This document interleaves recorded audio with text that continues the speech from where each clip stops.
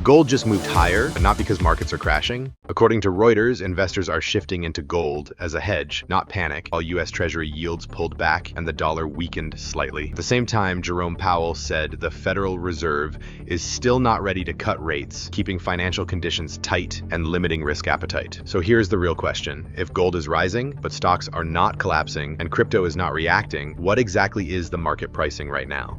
Because this is not a normal move, and it usually means something bigger is happening under the surface. The key move in global markets today was gold, as investors are not fully risk-off, but not confident either, and this is driving a shift toward protection rather than direction. Ongoing uncertainty in the Middle East kept safe haven demand alive, while a slight pullback in U.S. bond yields and a weaker dollar helped push gold higher during the session. This is not a panic-driven move, but rather a hedging behavior from large institutions, meaning the market is not pricing a collapse, but protecting against uncertainty. On the central bank side, the message remains unchanged. Federal Reserve officials continue to stress that it is too early to cut rates, while the European Central Bank and the Bank of England maintain a cautious stance, keeping expectations of higher rates alive. As long as rates do not fall quickly, the dollar remains supported, and tight financial conditions continue to limit the ability of risk assets to build a strong trend. U.S. indices closed mixed, with selling pressure in technology stocks, while the Dow Jones remained more resilient, showing that the market is not fully risk-off, but still searching for direction. In sectors, the key move was capital rotation, with money moving out of technology and into gold, defense, and partly energy, suggesting this is not a full risk-off move, but a repositioning phase. The most important signal from gold is this: the market is not scared, but it is not comfortable either, so investors are protecting portfolios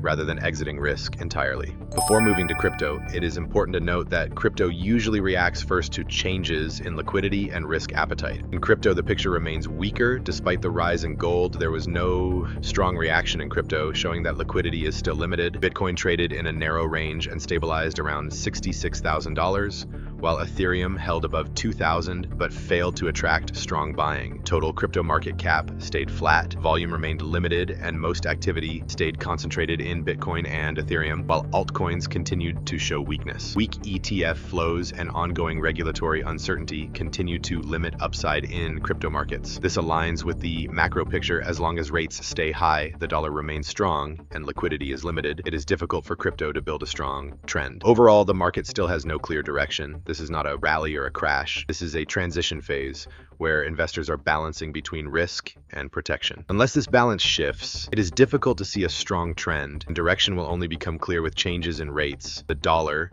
and geopolitical developments. We talk markets, not noise. D&D.